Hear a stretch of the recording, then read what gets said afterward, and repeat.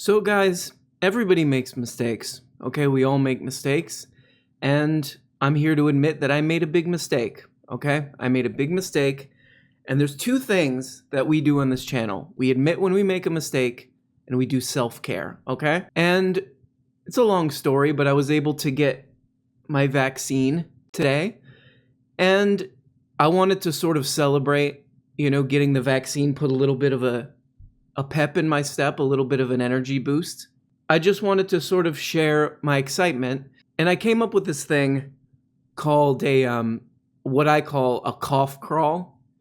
And a cough crawl is basically, my idea was after you get your vaccine, as a sort of sign of solidarity, you stand close to other people, at the hospital or community center where you get the vaccine, and you give a little cough into their face.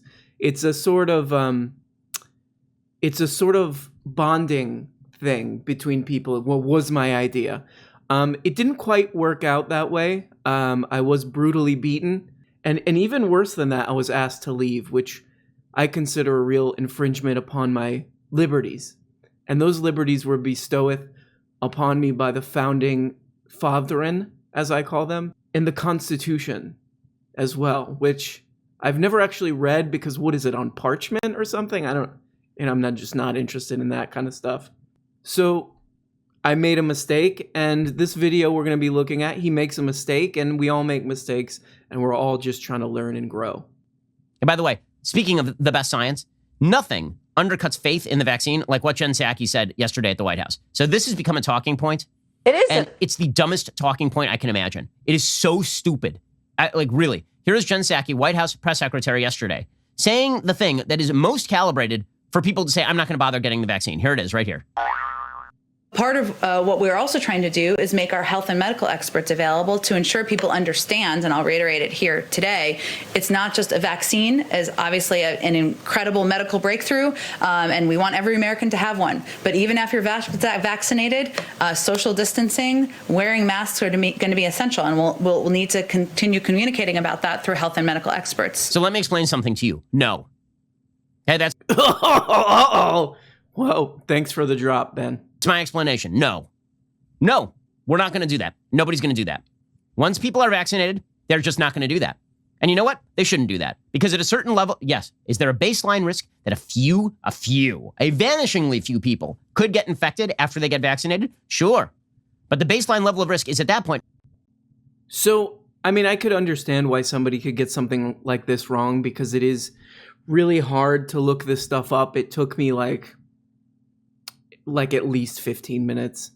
And the other thing is that, sometimes things that are very obvious are so obvious that they come full circle and become very hard to understand. And I think that's might have what happened here. So this is from NPR. Why you should still wear a mask and avoid crowds after getting the COVID-19 vaccine. It may seem counterintuitive, but health officials say that even after you get vaccinated against COVID-19, you still need to practice the usual pandemic precautions. That means steering clear of crowds, continuing to wear a good mask in public, maintaining 6 feet or more of distance from people outside your household, and frequently washing those dirty little claws of yours. While you're in there doing that, scrub those claws. We talked to infectious disease specialists to get a better understanding of why. With the Pfizer BioNTech vaccine, a study published in the New England Journal of Medicine in December found that protection doesn't start until 12 days after the first shot, and that it reaches 52% effectiveness a few weeks later. So it takes a little while for this thing to kick in. A week after the second vaccination, the effectiveness rate hits 95%. The second week. In its application for authorization, Moderna reported a protection rate of 51% 2 weeks after the first immunization, and 94% 2 weeks after the second dose. So what she's not saying is it in any way controversial. She's basically just barfing back up what scientists have said, which is hey, look, takes a little time for this to kick in. And you got 2 shots, so you got to wait for the next shot. Don't think, oh, don't do what I did. Remember the beginning? You get the first shot, you're like, whatever. You can't just after the first vaccine go back to like my love language is immediately when I meet somebody, I got to kiss them on the lips with tongue. You can't do that yet. Okay. I mean, I support that's your culture, of course, but just wait. You got to wait. That's what she's saying. And I think a lot of this is discrimination against redheads because she's a redhead and people just, they're like, I can't trust that. You know what I mean? And this is sick. This is a sick idea that we have in our culture that we really got to work on, guys. We all know this. So if you want to convince a bunch of healthy 40-year-olds not to take the vaccine, the best way to do that is to tell them that even if they take the vaccine, they have to continue doing this crap ad infinitum. It's not. Well, wait. You're telling them that. She didn't say that. She just repeated what the scientists are saying. And you're like, they're going to make us do this forever. Fetch the Ben Shapiro cutters. They're going to make us do this forever. Well, no, she didn't say that. She just said basically what they said. It's not an immediate, again, you can't just go around Frenching everybody after this thing. You got to take it easy, wait for the entire process to go. And there's another part to this. This guy's name is Dr. Mike. He's a YouTube doctor, and he gets, whatever. Here we go. I brought an amazing guest, Dr. Seema Yasmin, who's not only a doctor, she's an epidemiologist, a journalist. She's the director of research and education at the Stanford Health Communication Initiative. We get it. So she's an expert at this stuff. Let's hear what she has to say. The real world. How soon after we're vaccinated, both doses, are we considered protected to this 95%? It takes 1 to 2 weeks for your body to build up that immunity against the virus. How many people need to get this vaccine in order for it to be considered like eradicated? We think about 70, maybe 75% or so of Americans would need to be vaccinated in.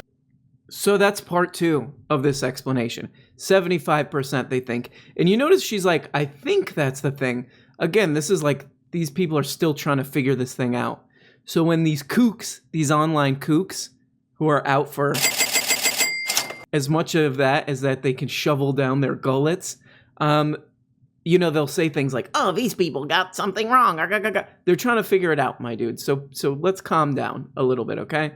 So we got 2 issues. The thing takes a while to kick in. There's 2 doses. And for this to go back to normal, they're positing, they're putting forth the idea from the research that they have that 75% of people are going to need to get this thing, are going to need to get poked with this thing. So I do want to give a shout out to Benny Propino and say, look, you got a lot of money. I'll be part of your research team. This didn't take me too long, Ben. I mean, I could do this. It will cost you. It will cost you a lot. I'm going to just say that up front because I know what we're working with over there at the Daily Wire with that fracking money. So I'm going to need some of that, okay? And will this probably lead to the destruction of your channel? I would guess yes. But I'm going to, I think it's what you should do. Do the right thing because you're a moral person. It's not going to happen. Why she is pushing this point is absolutely beyond me. Oh, well, it's just basic science. Just super, super basic. But, if you're upset, I feel you're entitled to your feelings. Those are, hey, if that's the way you feel, I'm going to keep it real, as they say, as psychologists say. Or actually, you would be keeping it real. So you're entitled to feel ways. You're an internet kook, and we care about you, okay? So please shut up. He's about to get super worked up, too. This is like watching a comedian, like who would it be? This is like Bill Burr. He's getting into Bill Burr territory. He's like, I'm pissed off about this. So here we go. It's ridiculous. It is counterproductive. It is stupid. It is not scientifically backed. Well, at a certain point, the risk level of COVID is low enough that we have to go back to our regular lives. COVID is not going to disappear. COVID is... And remember, by we going back to our regular lives, he means you. He will be in his studio, which is sealed off. He needs his weekly Pinkberry. And if you're not there to serve it to him, it's unchristlike, basically. It's like in the Torah says, old people, them, they're not useful. Thou shalt casteth aside the weakest among us because they're not. The Torah is very clear about this, actually. It says, thy richest of thy society shall not payeth even slighteth increaseth of taxes to save hundreds of thousands of liveths. Therefore, thou must get back to work at H&M and at Chipotle. And this is God's will. Put it on a tablet or something. The other kind of obvious thing about this that a lot of people bring up is the pro-life thing. These guys are like super pro-life. We got to be pro-life. Every baby basically has, even the idea of a baby, it has to be born. Like if you're like, oh, maybe one day I'll have a baby, you have to go and have a baby right then because you thought it, you have to complete the baby. That's how pro-life they are. But how does that work on this? Because his rationale is like, well, old people are old, so they're going to die anyway. So whatever. But aren't a lot of those old people like, you're older, you're getting closer to death. Maybe you start to think more about, oh, maybe I should look into Judaism. How do you say it? What? Maybe I should start looking into, maybe I should read the Quran. Maybe I should, well, they won't like that at all. Uh-oh. Maybe I should look more into spirituality because I'm about to croak because I'm a fossil. You know what I mean? There's these guys have some problems with this, and nobody's ever pointed this out, that there's huge flaws in this logic. It's never been pointed out before. And they keep kind of doing this. As long as I've been alive, this has been a thing of like, how are you pro-life and pro-war again? How are you pro-life but are totally cool with the bombing of hundreds of thousands of innocent civilians? Well, the reason is because a boop bop beep and a did up do. Oh, well, that's quite easy to explain. Actually, I have it written down in my car. I'll be right back.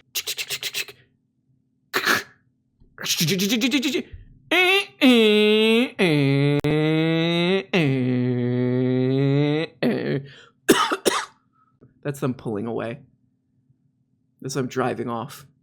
I kind of like did a little radio, like a Garrison Keillor type radio play there. I'm pro-life unless it cuts even a little bit into the profits of the giant companies that pay me to say this stuff. Then let them die. Hi, I'm Ben. I mean, let's face it. A lot of these fossils, they're in these old folks' home, and they're like, I got to get into heaven. If I die soon and I don't get into heaven, I'll be real pissed off. And they're trying to figure this out. How do I get into heaven? How do I get Jesus Christ up in my stuff? Like, what do I do? I have to bribe my way in? Is this guy Jesus? Like, I have to give him an envelope or something? So they're trying to figure this out. And then all of a sudden, because of Ben's ideas, these people their life gets aborted. That this process is aborted. And then they don't get in heaven. They don't get into heaven because they didn't figure it out. It's like, no, you don't need to give a tip to Jesus or anything. You have access to the internet in these old folks' homes. They couldn't look this up, but they didn't figure that out because their life was aborted because of this kind of stuff. When I was young, my grandma, who was really old at the time, took me to the beach, and I got a hot dog, and I swear to God, this is true. A seagull swooped down, lifted the entire hot dog right clean out of my claw, and took off with this entire hot dog. If Ben's ideas would have led to my grandma having been aborted before that, I would not have that memory. And I feel like I probably wouldn't be where I am right now, which is highly successful. And I don't want to say beloved. People say that in the comments a lot. They're like, this is the greatest YouTube channel I've ever seen. How does he come up with this stuff? Will you marry me? Your production quality is probably the best thing I've ever seen.